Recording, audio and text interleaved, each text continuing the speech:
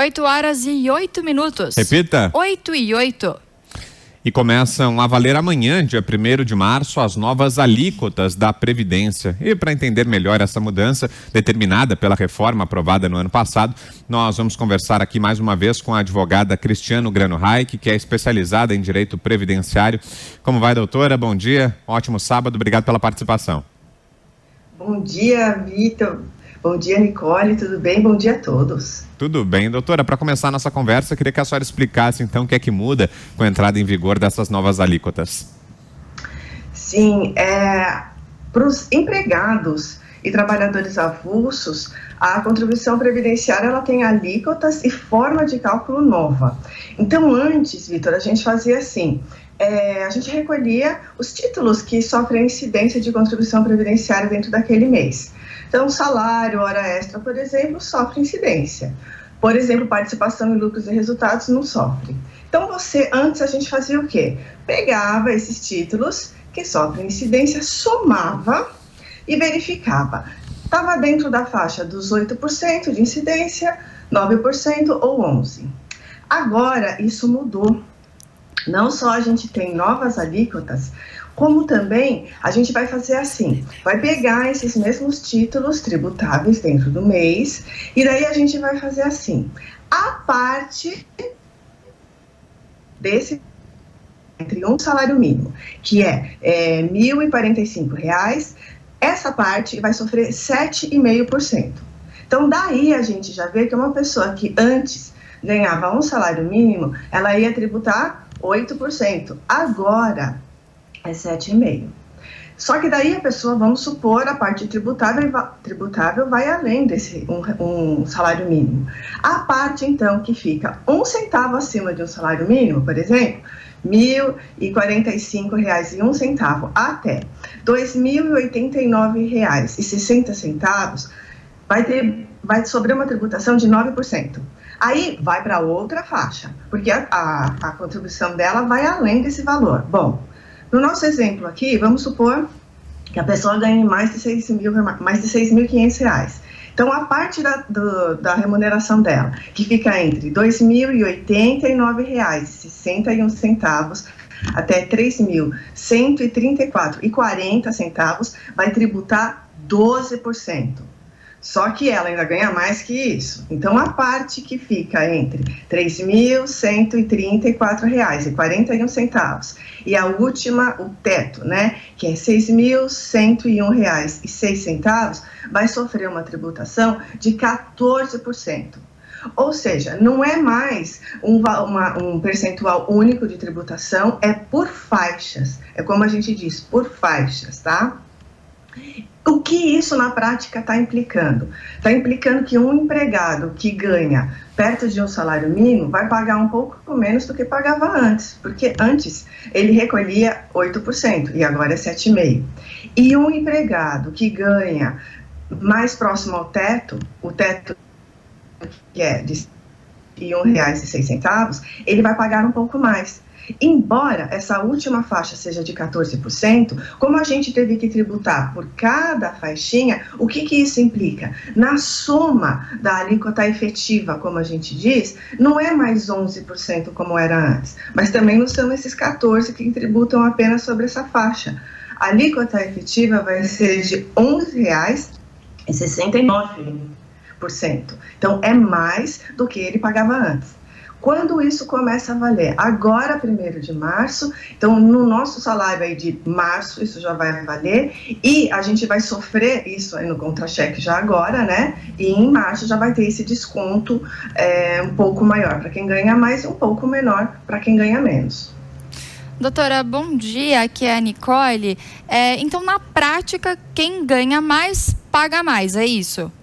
Isso mesmo, bom dia, Nicole. Exatamente, quem ganha mais vai passar a pagar mais e quem ganha menos vai passar a pagar menos. Que, aliás, era algo que era muito dito pela equipe econômica na época, né, do lançamento da reforma, né, na época da PEC da reforma. Era isso aqui que eles estavam querendo dizer. E essa regra passou a vigir, por questão de imposição da lei mesmo, né, não passou a vigir em novembro do ano passado, passa a vigir agora, a partir de 1º de março desse ano. e quem quiser ter uma aposentadoria melhor pode pagar ainda um valor maior também? Não, excelente pergunta. Não, o sistema de seguridade brasileiro, Nicole, ele tem como intuito o público, o sistema público, ele tem como intuito garantir apenas até uma certa faixa de rendimento, que seria assim para suprir as necessidades mais básicas. Por isso que ninguém contribui além do que o teto, que é de R$ 6.101,06, entendeu? Se a pessoa quiser uma aposentadoria melhor que isso, ela tem que pagar uma complementar. E o que é interessante é que, assim, essa tabela é válida para empregados.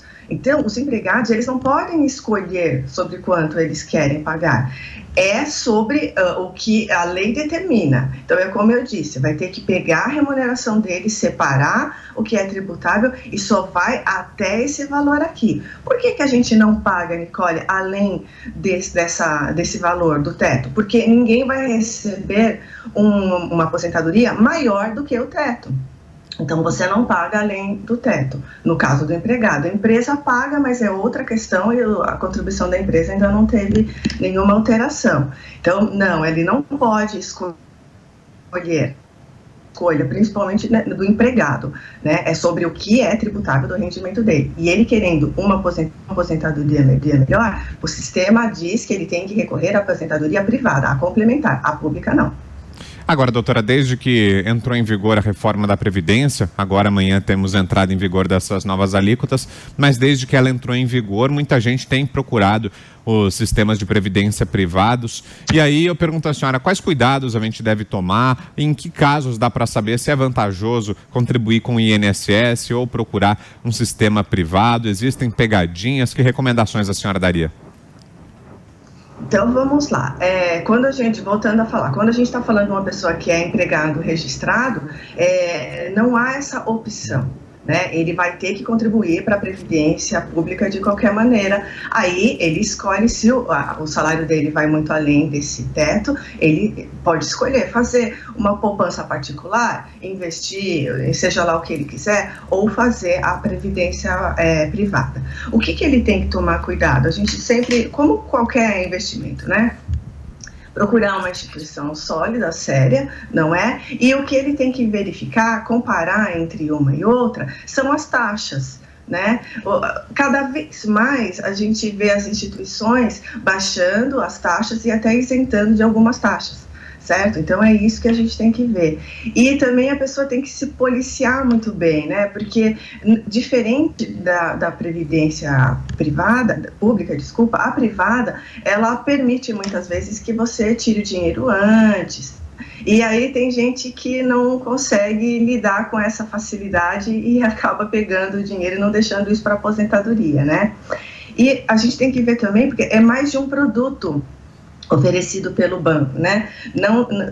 Nem todo o dinheiro, às vezes, que a pessoa coloca ali, vai para o pagamento da aposentadoria. Alguns vão para seguro contra invalidez, morte e tal. Então, ela tem que ver isso, as taxas e, efetivamente, para qual produto, né, que o banco disponibiliza, que o dinheiro dela está indo. Porque, às vezes, ela está achando que está pondo bastante dinheiro no plano de aposentadoria e, na verdade, a maior parte do dinheiro dela pode estar indo por um seguro desse, que ela pode eventualmente nunca acionar se tudo correr bem, né? E escolher, por exemplo, um outro fundo que não seja de previdência exatamente, mas um outro fundo aleatório, ou até uma conta poupança, é uma boa ideia ou não? Então, isso é muito particular, né, Vitor? Eu acho que cada um tem que avaliar o que é bom para si, o que a pessoa gosta. Tem gente que prefere investir, sei lá, em imóveis, por exemplo, né? Mas o que acho que fica disso é que, de fato, a gente, principalmente, quem ganha até 6 mil e pouco, a pessoa vai estar num nível de cobertura bom, né?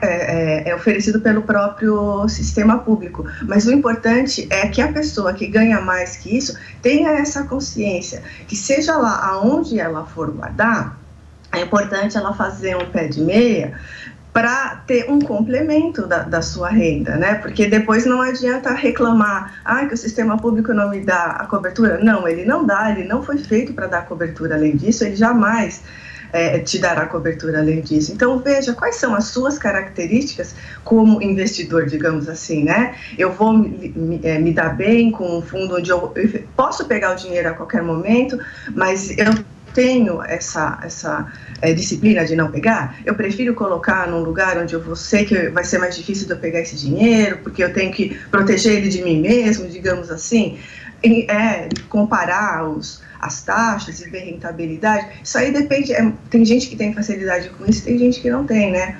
Prefere pegar um produto pronto ali, de previdência privada, por exemplo, porque eu não tenho que ficar fazendo essas pesquisas e mudando o meu dinheiro de fundo, de investimento e tal. Isso é muito particular. O importante é a pessoa que recebe, além disso, ter a consciência que ela sim precisa fazer um pé de meia, porque o sistema público não vai dar uma cobertura total para ela, né? Doutora, para a gente encerrar, a reforma da Previdência foi promulgada em novembro do ano passado. As alíquotas, como nós falamos no começo da nossa conversa, começam a valer a partir de amanhã, 1º de março. Existe mais alguma data para a gente ficar de olho ou agora a reforma da Previdência foi de fato colocada em prática? Ela foi de fato colocada em prática e a única coisa que a gente tem que observar, né, desculpa o pleonasmo, mas é a prática disso. Por quê? Por que eu digo assim? Porque o site, né, para as pessoas poderem fazer as suas simulações, ele está travado, ele não foi atualizado ainda de acordo com as novas regras. E a gente, né, está acompanhando as notícias, até com vocês, a gente sabe que o atendimento lá também está um pouco complicado, as análises estão atrasadas, então no plano teórico está tudo valendo, né, mas no plano prático a gente está tendo ainda esse impasse. Então muita gente sabe que a lei nova está valendo, mas quer fazer a simulação no site, quando vai entrar lá não consegue saber se e quanto foi impactado pela reforma, porque o sistema de simulação não está valendo, assim como as análises estão ainda um pouquinho atrasadas, né? Muito bem, essa é a Cristiane Granuhai, advogada, especialista em direito previdenciário, conversando com a gente aqui no Jornal da Manhã. Obrigado mais uma vez, viu, doutora? Um ótimo final de semana, bom dia, até uma próxima. Bom dia, eu que agradeço.